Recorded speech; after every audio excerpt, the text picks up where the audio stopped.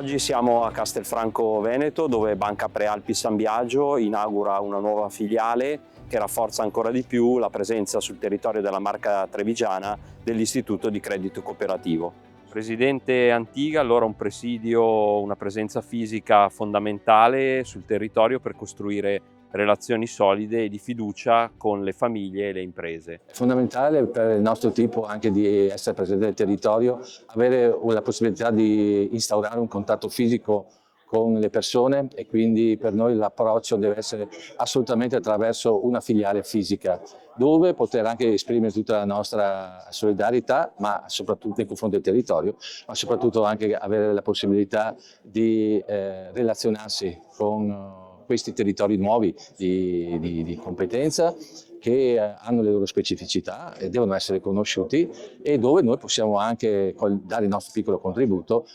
per fare in modo chiaramente anche di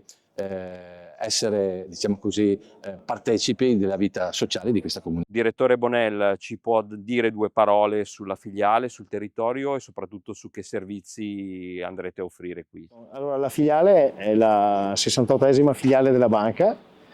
la seconda sita nel territorio castellano dopo Vedelago, che è stata aperta 4 anni fa. È una filiale composta da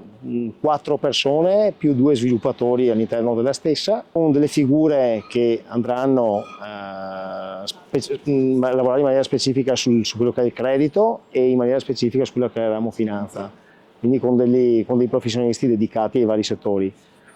E daremo tutti i servizi a 360 gradi, quelli che sono i servizi banca e anche quello che è il servizio assicurativo che fa parte del pacchetto della banca. Su un territorio molto importante perché è un territorio che si affaccia, a parte la parte di Castelfranco, si affaccia una parte